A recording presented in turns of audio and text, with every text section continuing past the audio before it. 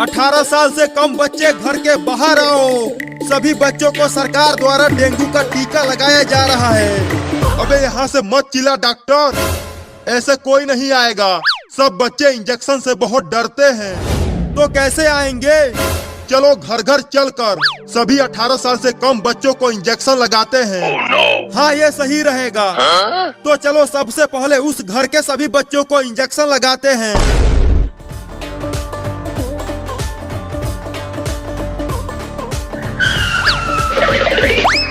कोई है घर के अंदर? बाहर निकलो। कौन है जो इतना चिल्ला रहा है? तुम्हारा उम्र कितना है कलुआ? मेरी शादी करवाओगे क्या? मेरी दुल्हनिया किधर है? शादी नहीं, इंजेक्शन लगाना है तुझे। क्या इंजेक्शन? लेकिन मुझे तो कोई भी बीमारी नहीं हुआ है। पुलिस, तू पकड़ इसे, मैं इंजेक्शन लगाता हूँ। नहीं, मैं इंजेक्शन नहीं लगवाऊंगा, बहुत दर्द होता है। जल्दी पकड़ पुलिस। अरे वो कलुआ कहाँ भाग गया? पुलिस तू उधर देख, मैं इधर ढूंढता हूँ। कहाँ बच के जाएगा वो कलूटा? वो कलुआ वहाँ छुपा है, उस सोफे के पीछे। धीरे से जाओ और इंजेक्शन लगा दो।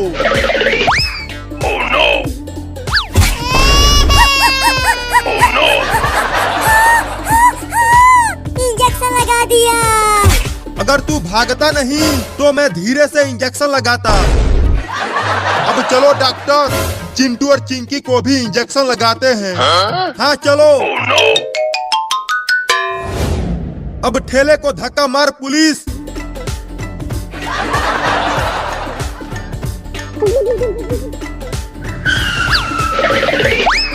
कोई है घर के अंदर? जल्दी बाहर आओ।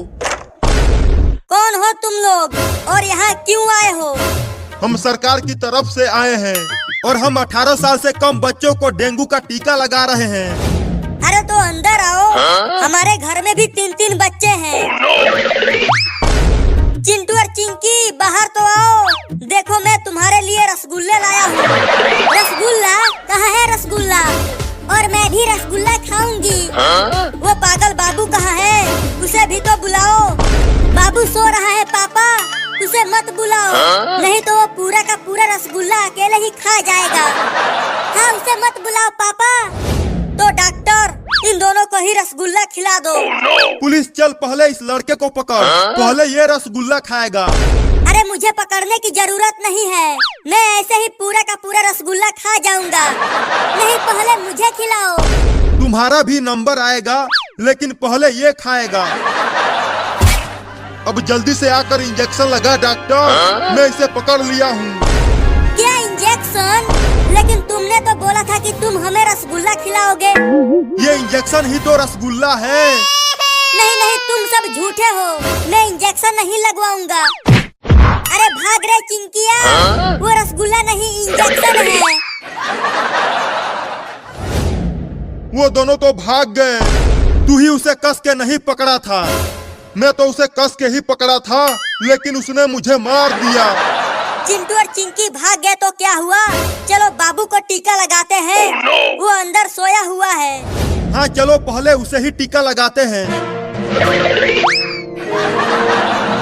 देखो वो सो रहा है, चुपके से उसे इंजेक्शन लगाना, नहीं तो अगर वो जाग गया तो बहुत मारेगा तुझे। ठीक है, सोते हुए ही लगा देता हूँ। अरे दादा, मार दिया।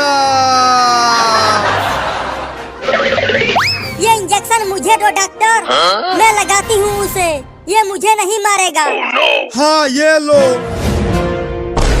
पुलिस, उसका दोनों हाथ पकड़ के टांग ले। अब उसकी मम्मी उसे टीका लगाएगी।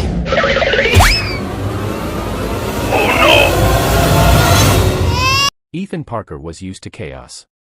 Between the demands of his 9-year-old daughter, Lily, and his full-time job at a small marketing firm, life rarely left him a moment to breathe.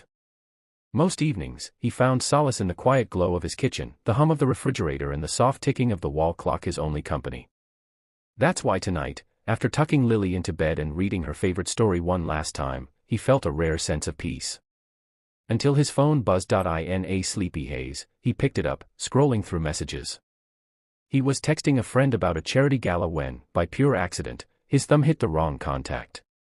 A message meant for someone else, playful, flirty, slightly teasing, was sent to the one person he never expected, Isabella Kane, CEO of the tech company his firm had just signed a major campaign with. The message read, "Careful, or I might start thinking you're irresistible." Smirking face. Ethan froze. His heart thumped painfully in his chest. He knew Isabella as the kind of woman who commanded a room without trying. Cold. Calculated. Untouchable. The thought of her reading a message like this, and judging him, made him want to sink through the floor. 5 minutes passed. He debated whether to call her immediately, apologize, or even pretend it never happened. But before he could make a move, there was a knock at his door. When he opened it, there she was. Isabella Kane, in a perfectly tailored coat and an expression that could cut glass, stood on his doorstep, holding a coffee cup. "You sent this to me," she said, her voice calm but not unkind, holding up his phone. Ethan could only manage a choked, "I'm so sorry, I meant to," but Isabella held up a hand. "Relax. I'm not mad. In fact, I'm intrigued." Ethan blinked. Intrigued. She smiled, that rare, fleeting smile that didn't belong to boardrooms or high-rise offices, but to someone who had a private life, hidden from the world. "Yes. Because whoever sent this, it wasn't just a mistake. It felt honest." Weeks passed, and Ethan and Isabella grew closer, the accidental flirty text now the funny story they told Lily when she asked how they met. Work emails became inside jokes, business meetings ended in shared dinners, and what started as curiosity blossomed into a bond neither had anticipated. Yet, challenges remained.